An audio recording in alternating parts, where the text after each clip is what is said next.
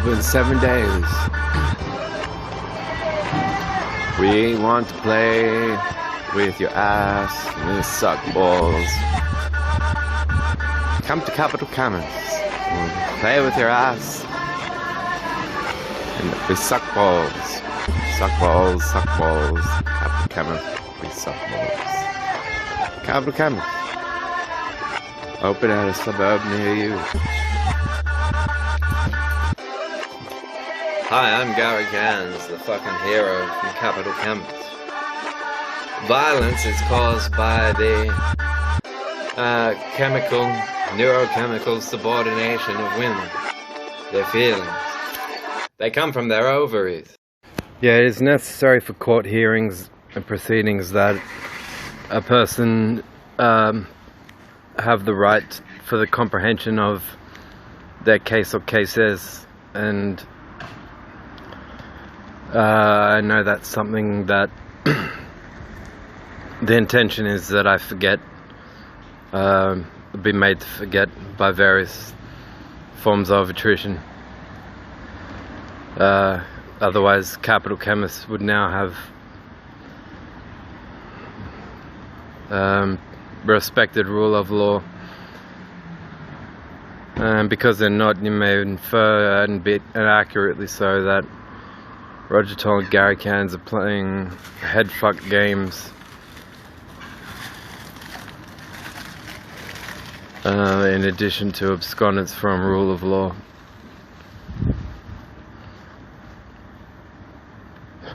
And you'd be right, and I can discuss those in nuanced detail too, but some things you save for court.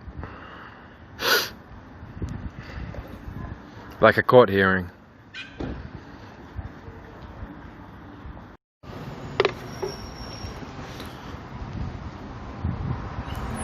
Open 7 days. We want to play with your ass. We suck balls. Come to Capital Chemist. We'll play with your ass. And we suck balls. Suck balls, suck balls. Capital Chemist. We suck balls. Capital Chemist.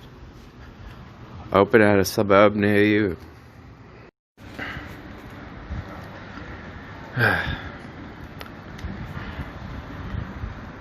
It's take 2, and I did not cut the previous recording. Yeah, so black market gangsters, and history admits of prohibition overhauls being the result of black market gangsters staunching society, saying, you know, you'll make alcohol legal, or we'll be here with Tommy guns and we'll fuck you up. And though I'm in favor, I was taught to be in favor of both sides of the drug market, I was also taught that the profession is inclusive of war on drugs efforts. And so you can count back from these guys thinking that they're heroes, Cans and Toll, to saying disassociatives exist and are to be orally fed, to going, well, in secret we're invested in both drug markets. And what that means is that if they want to if there's no contingencies upon which a trust base operates with dealers of black market substances, other than verbal trust. And I was also only had that as well for my like 8.5 months of my total employment with Capital Chemist.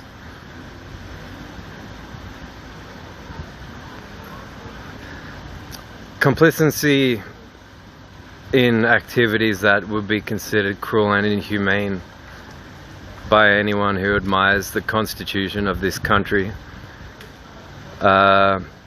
is something that is hard to find in their minds. and it's something that they thought I would be right away.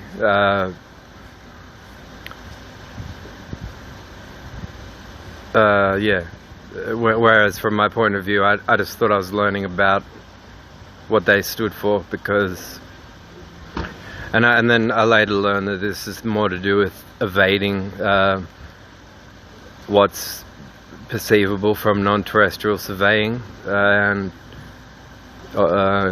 various, government surveying, is that on the sly verbal exchange and representing Christianity as a respectable faith superficially. It's an additional point of concealment. Freemasons think Christians are slaves that deserve to be. So yeah, there's a lot that they'll throw your way when you're working for them that's beneficial to your personal health. So when I talk about what I know they can do and taught me that they do with tech, it may seem that when I give some address to illicit substances, alcohol was once an illicit substance, and at the same time a whole bunch of substances that the species co-evolved with, and that genuinely work and are medicinal, their prohibition will be proportionate to the potential for the discovery of a variety of other forms of illnesses, and they'll just never be tracked back to the fact that we're now presently prohibited substances made available as medicinal. Then such ailments would be, and indeed our primate forebears would have just known, as natural, cocaine is as natural as a tomato.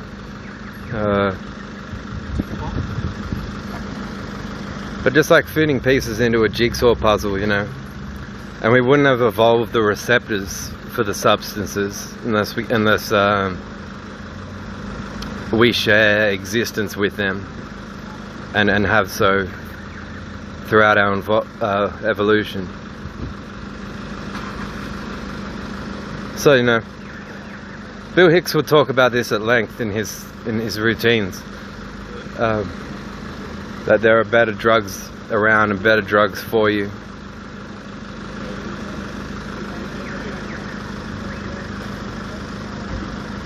And he was absolutely right. But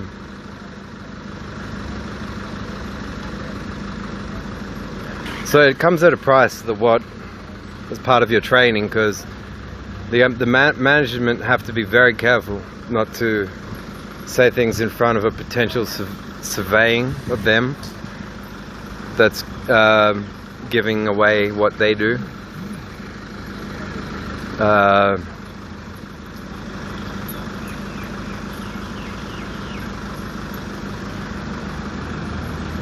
That legislative initiatives would put them out of that particular avenue of business, I think is more important than stopping them from dabbling in both black market and white market drug substance distribution.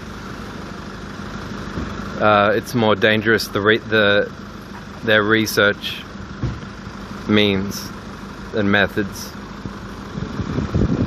They do more harm, but then they'll generally defer to arguments on the basis of consumption or usage of substances that they as pharmacies are opposed or are not allowed to sell, don't want to sell, or are opposed to selling. What keeps them in business is that there are more sick people. So permitting or ceasing to prohibit your accessibility to surely before politics. I absolutely cannot give you anything. Oh, I don't want you to go. I don't want to know if you can just buy me a drink, fella, because I'm not in the shop. I'll give you the money. Well, in a moment I'll come see you. And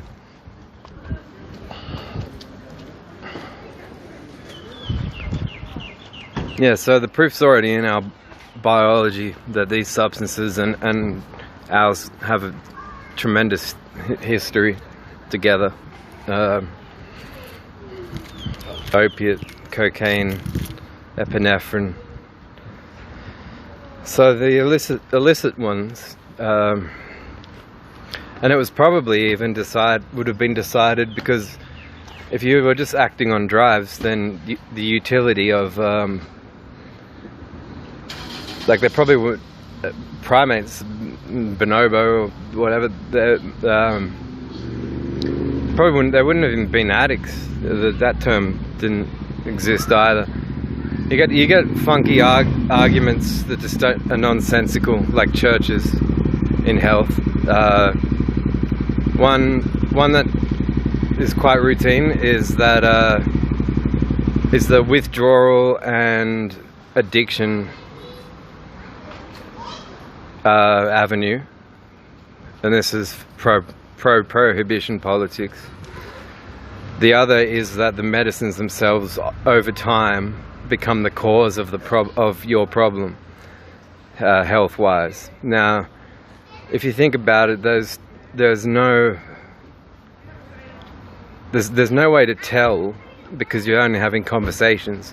But there's no way for both those arguments to work.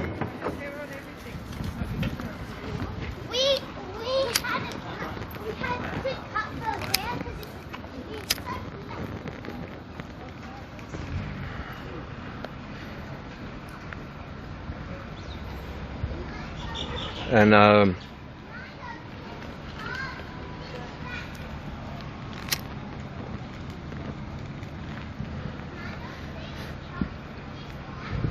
but there's the additional problem that if you're involved in, if you're marginalized politically, if you don't vote because you are marginalized by politics at large, as best as you can tell.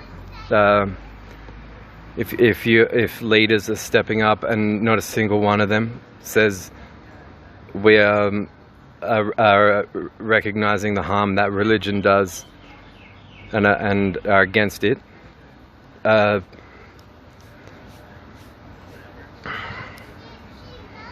it's why it's mainly why my only vote was for Gillard.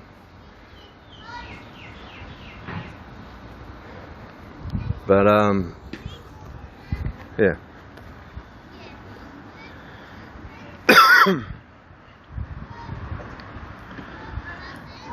So when they want to make a research slave out of someone, those aware of this process. So I'm just saying this so that you understand that I'm not against illicit drugs, because by teaching and by experience I'm absolutely not. I just understand also the point that if these substances were taxable and produced in more refined and pure fashions, they would be better for the public good in terms of on all fronts. You wouldn't have posses, breaking into your home. You wouldn't have private sector death threats. You wouldn't have and these substances that are illicit and pharmacies say that they hate on, if it weren't their choice, if their availability was made, was permitted, to pharmacies. There would only be those with a bias against their own profession that would most likely stem from a religion or greed, which just like saying that afterlife rewards are why you think morals are important. If that's your view for why I think morals are important, then I think that's greed, because it's greed and it's superficial.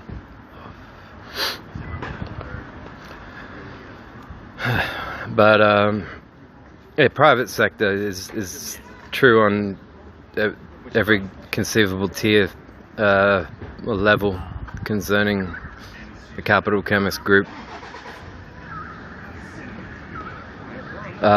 Essentially population culling, PC. They want to know who's PC, and if you're working for them, they're prepared to be admissive of a lot of truth, substance-wise. But there has to be something in it for them, or they think you've broken the golden rule.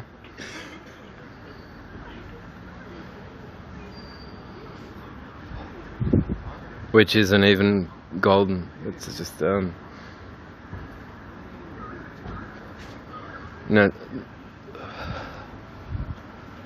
The latter rephrasings of that rule are refer to how to present and behave in the presence of others. So people it'll feel like you've slipped through and gotten away from, because they're like going, well, I'm about this, I'm about that, and you're like, this has nothing to do with this job as you've defined it. You're talking about sex at work, and you look like Marist's worst stereotypes as middle-aged to senior, borderlining senior aged men. And the rule in its original form, as understood by Confucians and taught by Rabbi Hillel in the Old Testament of the Bible, referred to that which is detestable to yourself, do not do to another, rather than do unto others as you would have them do unto you. I can say that and go, well, I see a woman walking on the street and I want her to suck me off, so I'm going to go up to her, I'm going to squeeze both her tits right now. Do unto her as I would have her do unto me. Squeezing her tits, actually, that would mean it's the golden rule way to say she needs to teabag my balls in honest and fair reciprocation. But the original Confucian form meant what's detestable to you, just don't do to another. So I respect the original form more, because it means that you're left to weigh up questions of moral rightness, having eliminated moral wrongness from how you would self-present. Whereas in the positive sense about doing to others, you would have them do unto you, which Jesus wouldn't have, I don't think, ever said. Disrespects diversity while saying that what's right for you ought to be right for another person. And so that's a rule in the religion that I think makes the religion at large a pressure, and an oppressive pressure. Because why is what's right for you necessarily what's right for someone else?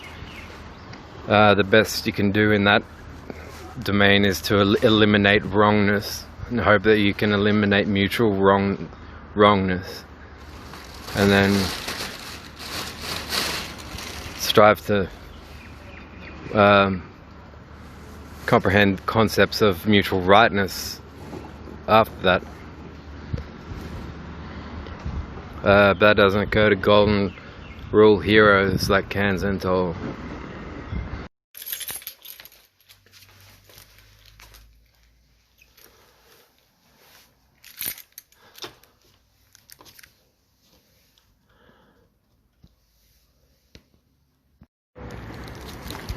So now imagine compounding the this heroism with Christianity or Freemasonry, and you'll see why it's tremendously worse. I mean, what sort of things can happen as a result of, and I think it's the most evil of the four Gospels written is the Gospel of Saint John. It's the most fucking stupidest gospel, and I mean, so Jesus is a betrayal, ransom, been handed over at ransom by bribe, monetary bribe, to kidnap, false charges, suicide uphill, and execution are all his own plan. And then and now they want to terrify an upcoming generation, saying, you know, well, dissociative crime is so real. Like, well, you've just now. What does the word bribery for ransom, kidnap, and abduction even mean if the person who's experiencing it is also the person who planned it? This is Michael Shermer's fucking perler, where he says, you know, the church is asking you to believe God sacrifices himself to himself to save you, to save us from himself. And you can't make sense. It's yeah. So he kidnaps himself, is what you're essentially saying. Then the word kidnap loses meaning, and that a person would commit a dissociative kidnap seems more believable. Well, it's once again why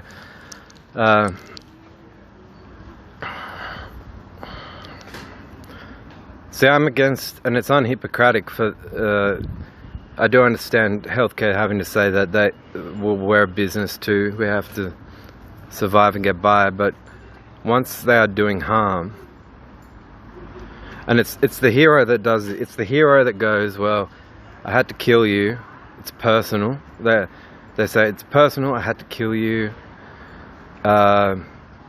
you left me without a choice. The villains don't do that. The villains go, you know, I killed the bus driver. The villains are more self-responsible. So if you're going to illustrate and portray or address the concept of self-responsibility through fiction narratives, the villains have more integrity. And yeah, what it takes for Cans and Toll, if you force multiply their heroicism by let's unify all the world's religions. You know, the two of the three most prominent I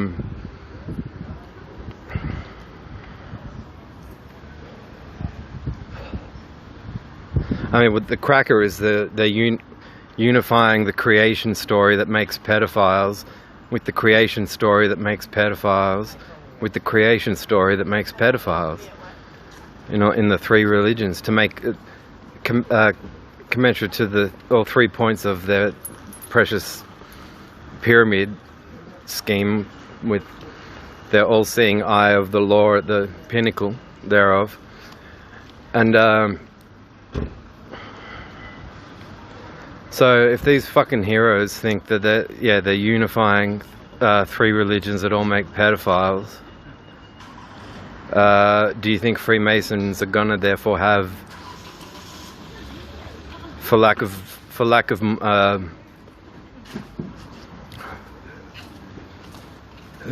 sufficient annotation, you know, better pedophiles? So, well, at least we're really into the unity.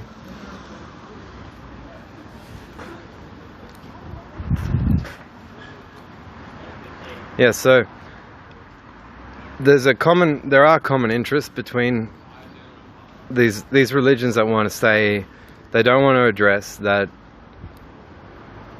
Jesus' mistreatment is a reason in and of itself for the rebuke of the entire religion.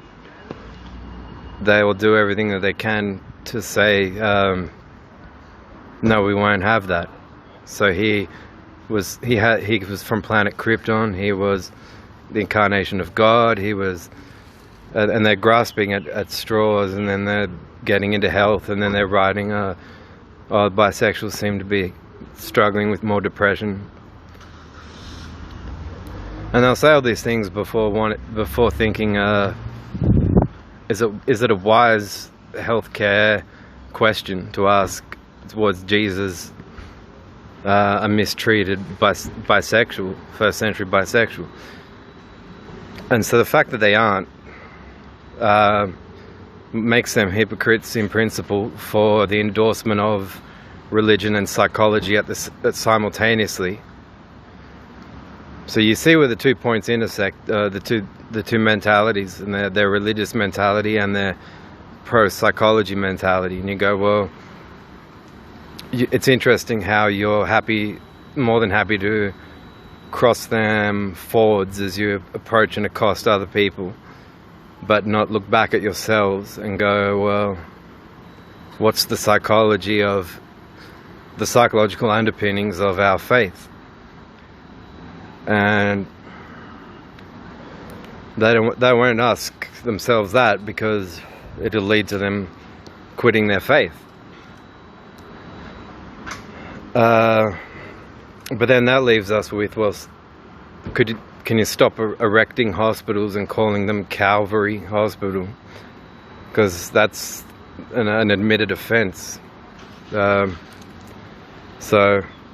you know, we do know enough about doctors to know that your oath involves that you will not do harm. So if a person who is ill approaches you and you leap at the chance to do more harm, which Calvary Hospital will do to any bisexual, it's because, yeah, they're at home fucking saying, oh Christ, oh Jesus, oh God, as they reach sexual climax. It's the greatest distance that contained within the constraints of the pathetic religion that they can flee from their inbred origins. And by every measure of their application of psychology, in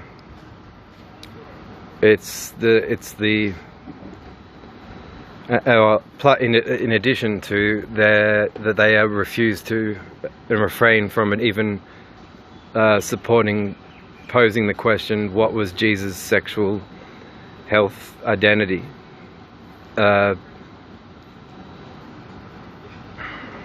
Then yeah, it means you can be in pain, and because the Calvary Hospital staff stand for the belief that the murder of Jesus is not just part of their sexual thrill, it's part of how they feed themselves on Sundays, it's blood that they drink.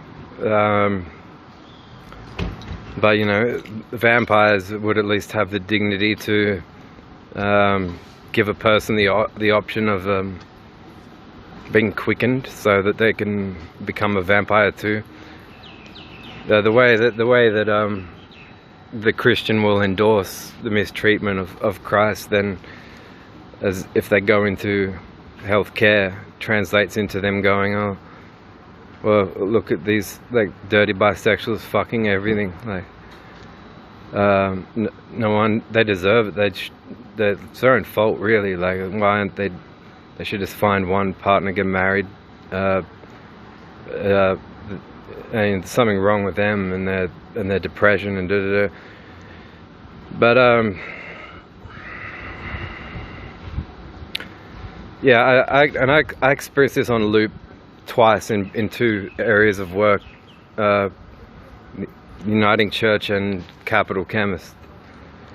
Is that really, you watch as hearsay that doesn't get disclosed to you, but nonetheless influences how you're accosted by management, and it means I've been talked about in what's most probably negative ways, or else as compliments go they'd be more confronting. But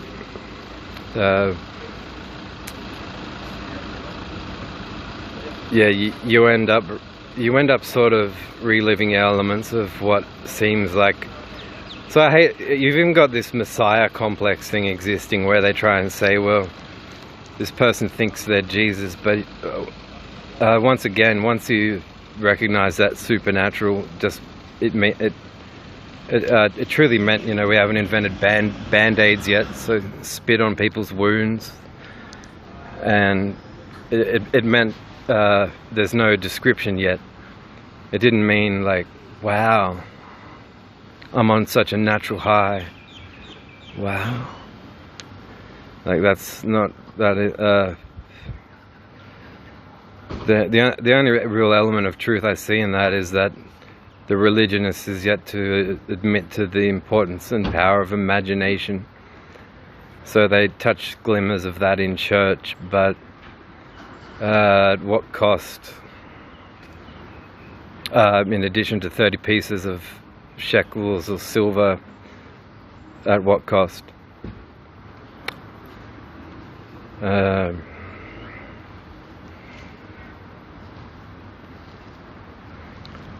Yeah, so Roger Markby and Gary Cairns, they both think they're heroes. They both take after heroism and religion together. Religionists can act out the way, like, they're making profound claims for which they have onus, but a lot of them haven't even heard of things like the burden of proof, or onus. Onus probandi in Latin. He who makes an assertion has to be able to bear out, justify their assertions. Abraham Lincoln said it's an established maximum moral that he who makes an assertion without knowing if it is true or false is guilty of falsehood, and even the accidental truth of that assertion would neither justify nor excuse him. And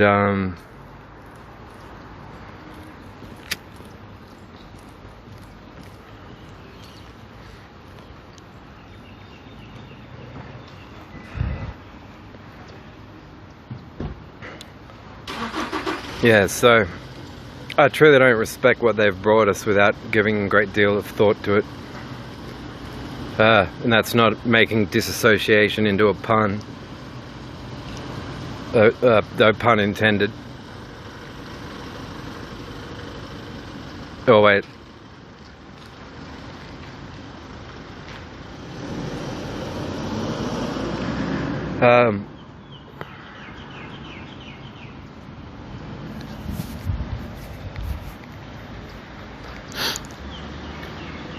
Yeah, so, and to me, Villanry, it's not about setting out to get off on destruction. It's about, not of civil liberties.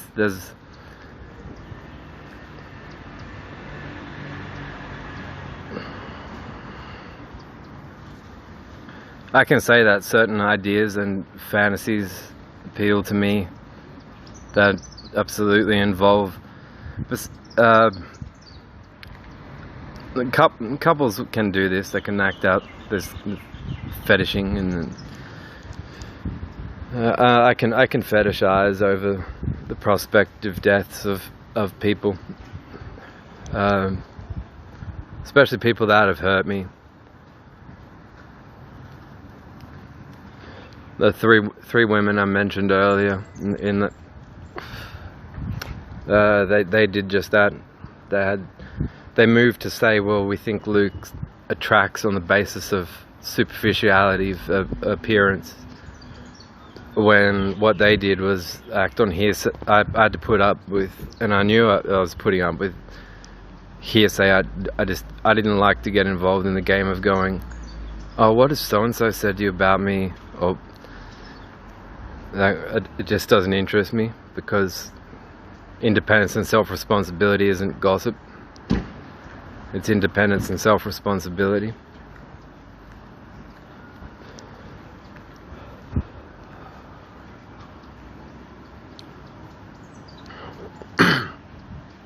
Yeah, so anyway, police impersonators, police manipulators, these Freemasons are all of that.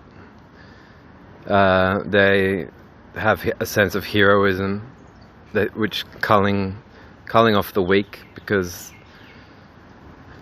and I think it might mean things like what goes on in a subterranean sense, of industrialized senses, contributing to climate change, because they seem to have this view of, in principle, ecosystem balance, and they think they're serving that by culling off who they perceive to be weak. But if they're basing their value system and ethics off a concealed murder of a person that didn't have rights respected whatsoever, whose rights were deemed not to exist, then including his right to life, then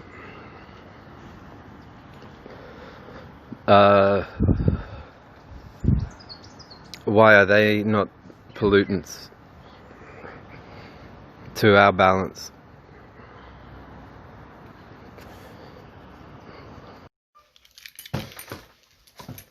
Hi, I'm Gary Cairns, the fucking hero from Capital Chemist. Violence is caused by the neurochemical subordination of women, their feelings. They come from their ovaries.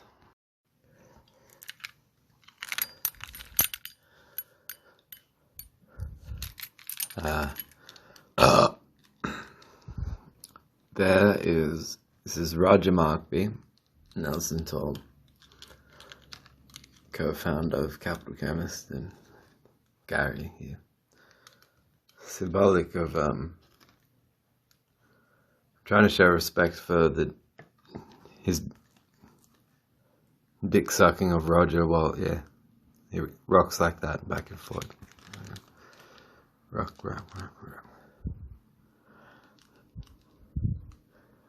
And here's Roger going, well, I'll do the overseas collusion and all the scientific fraud and stuff.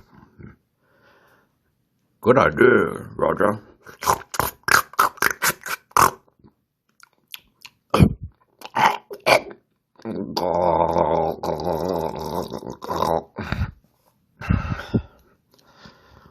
Go, Poofs, go. Pause. Go, pause, go.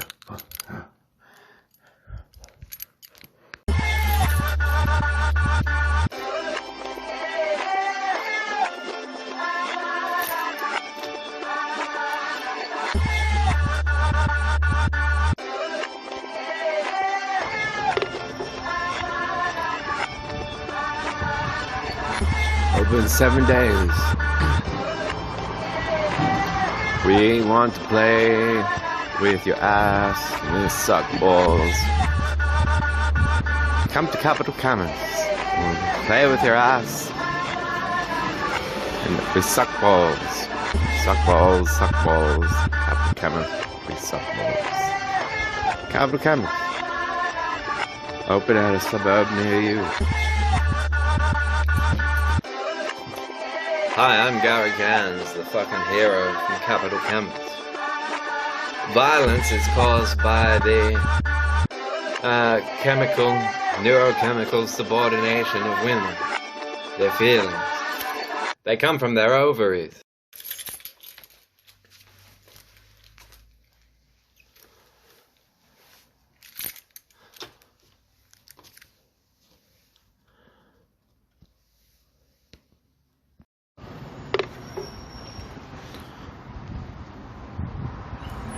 Open 7 days.